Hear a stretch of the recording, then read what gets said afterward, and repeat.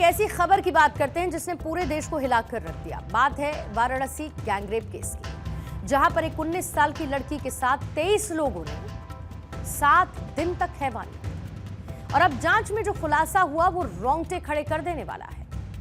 मुख्य आरोपी अनमोल गुप्ता के 14 मोबाइल फोन से 546 लड़कियों के न्यूड वीडियोस बरामद हुए, जो कि उसके कैफे में बनाए गए और 6 राज्यों के कस्टमर्स को बेच दिए गए। ये कोई साधारण अपराध नहीं, बल्कि एक संगठित सेक्स रैकेट का काला सच है। पूरा मामला 7 अप्रैल को सामने आया, जब वाराणसी के भेलूपुर थाने में 19 साल की लड़की की मां ने 23 लोगों के खिलाफ गैंगरेप की एफआईआर दर्ज की।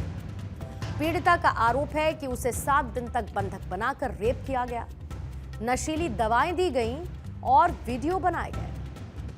पीएम मोदी ने कल वाराणसी एयरपोर्ट पर लैंड करते ही सबसे पहले कमिश्नर और डीएम से इस मामले पर सख्त कार्रवाई करने के लिए कहा और आगे भविष्य में ऐसी घटनाएं ना हो, यह सुनिश्चित करने का निर्देश दिया।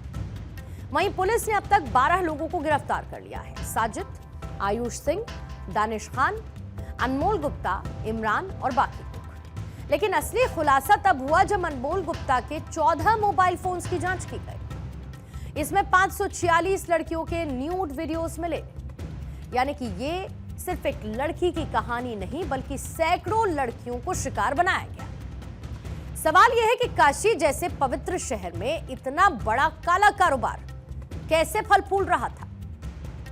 अब बात करते हैं इस रैकेट के सरगना अनमोल गुप्ता की।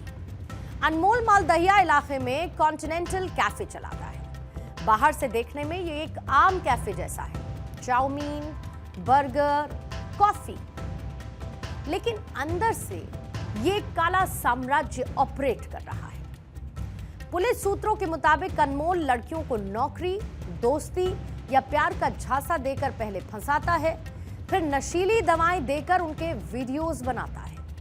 आंकड़े चौंकाने वाले हैं। 14 मोबाइल फोन्स, 546 वीडियोस, यानी कि औसतन हर एक फोन में 39 क्लिप्स। ये वीडियो सिर्फ बनाए नहीं गए, बल्कि 6 राज्यों, जिसमें उत्तर प्रदेश, बिहार, झारखंड, पश्चिम बंगाल, मध्य प्रदेश और दिल्ली शामिल है, यहाँ के कथित कस्टमर्स को बेचे भी गए हैं।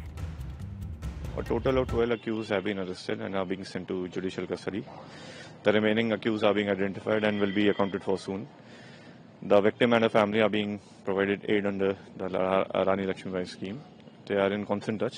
They have been assured of all the support and swift action. Swift action will be taken against the culprits.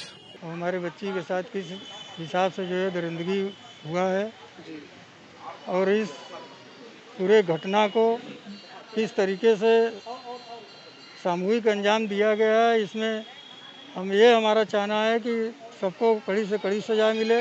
प्रशासन से, न्यायालय से हमको यही उम्मीद है।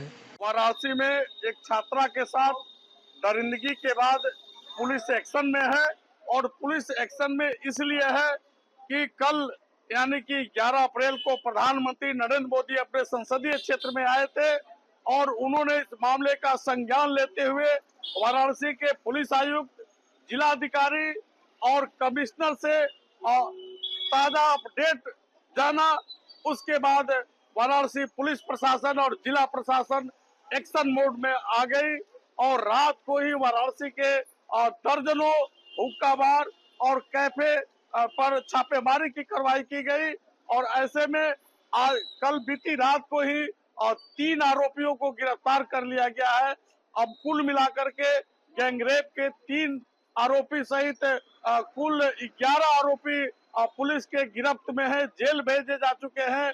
ऐसे में पुलिस लगभग 100 सीसीटीवी कैमरों को खंगालने के बाद जगह जगह लगातार तबीज दे रही है। अब सवाल यह है कि रैकेट आखिर कितना बड़ा था। पुलिस की जांच में पता चला कि अनमोल का नेटवर्क सिर्फ वाराणसी तक सीमित नहीं था। 6 राज्यों से इसके तार जुड़े हैं। सोशल मीडिया, डार्क वेब के जरिए वीडियो की खरीद फरोख्त होती है।